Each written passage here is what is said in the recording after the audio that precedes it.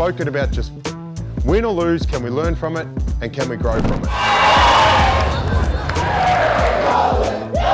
And all I want you to think about from now till you finish this meeting is like, what is our next part of our climb going to look like? I feel the group's really grown. We obviously had a big change in our list profile from last year to this year. The growth of our younger players has sort of mirrored exactly what our team's done. We've had games that we're really proud of, but then there's games that we weren't good enough. But yeah, we feel like we took a couple of steps forward, which is a positive.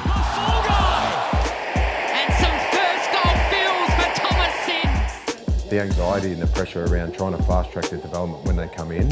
Last year I felt like we're doing that on the run.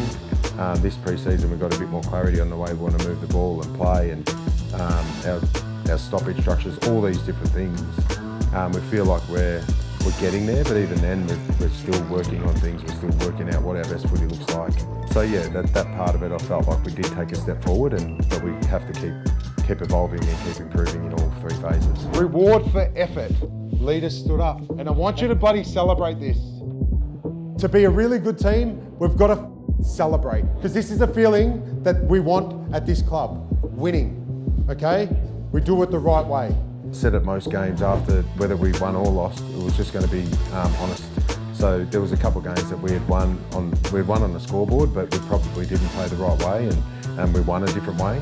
But there was other games where we didn't win on the scoreboard, but we were really proud of our effort. Like against Brisbane, to really push them at the G. You're constantly just reviewing honestly, and our players got a real clear understanding of what that looked like from week to week. I think he really had a great presence this year. He continued to build his relationships, and his character is such a strength of his, and we all love him. So he's got so many strengths as a coach, and I think as we evolve as a young group, he's going to continue to evolve as well. And we're all just going to go on this journey together and continue to get better. But yeah, huge steps forward for everyone. You're playing. Yeah. You're in, mate. Bloody congratulations, mate. You're playing. I'm debuting.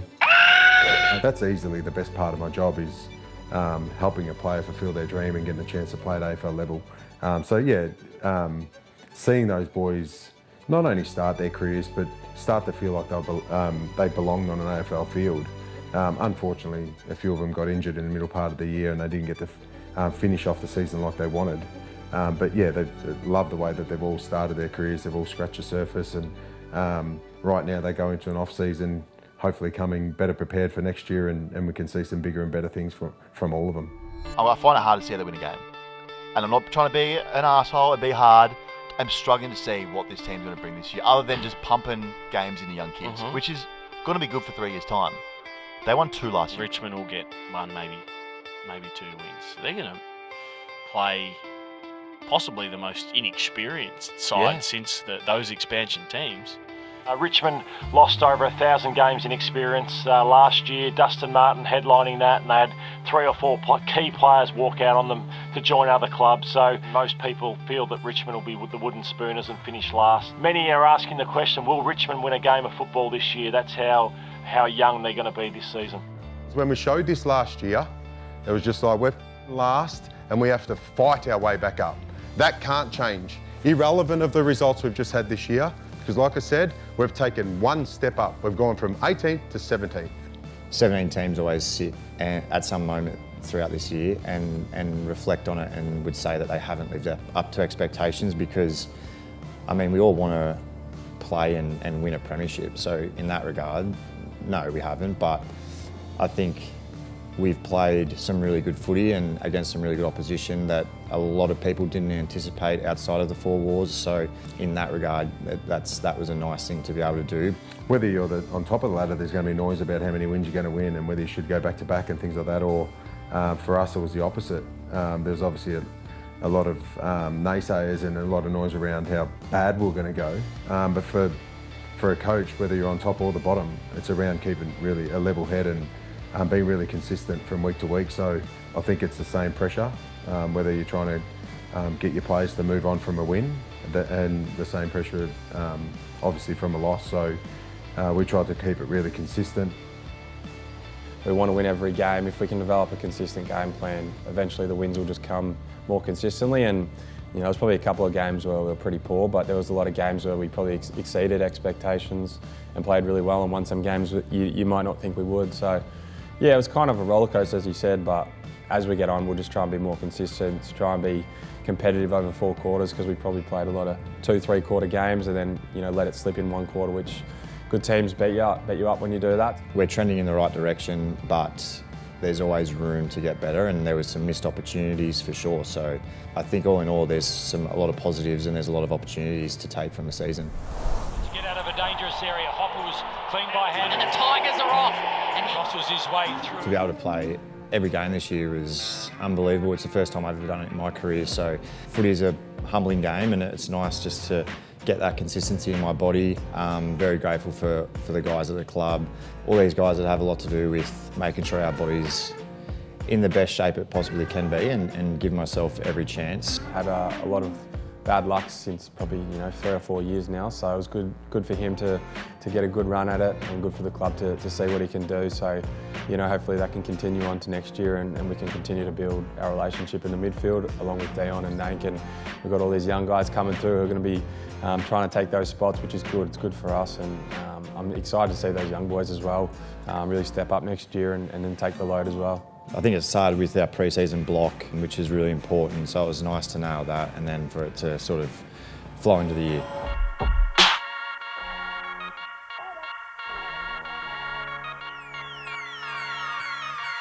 But getting better every day is mentally, physically, getting ready. And then when your programs start, and Cert will go through this right now, be really clear on what you're doing every day, okay?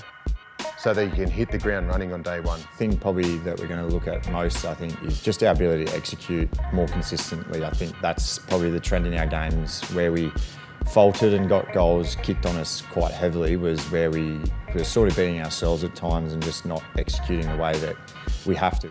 You've got to be patient, and that's going to take some time. So just driving those standards through pre-season, making sure we're all nailing our role over the pre-season and training really high level, and we'll just see that natural progression. And the other thing is, I think in footy, like, you can feel far away, but once it kind of turns, it goes pretty quick. So just being patient and hanging around and continuing those standards, because it will turn, and it will turn quick. Pre-season is just a great opportunity to get more and more reps in. I think then it's just with the footy-specific stuff, it's holding each other to a really high account and making sure that we're finishing our work and how much we can accelerate our growth with the footy in our hands. The purpose and the intent our boys utilise the next 3 months before they walk in on day one of pre-season is going to set the foundation for our next season. So they have a big break, and then they come back, and we don't have a lot of time leading into Christmas. So every minute matters, not only when they walk through the doors on day one of pre-season, but every minute matters right now on what they're doing in their off-season. There's no guarantee for your position. We're just starting the climb, and you'll earn your spot the way you present yourself on day one. No guarantees. Redmond down, Taranto! Taranto! With speed, runs towards the 50, and that is a nice one. He gives it away to the young man, Bryce, he's caught! What a tackle, Tom Brown! His eyes, first in the cape, he goes around the body! Good finish! that is a good finish. Swansea. Just been recognised as a rising star for the world.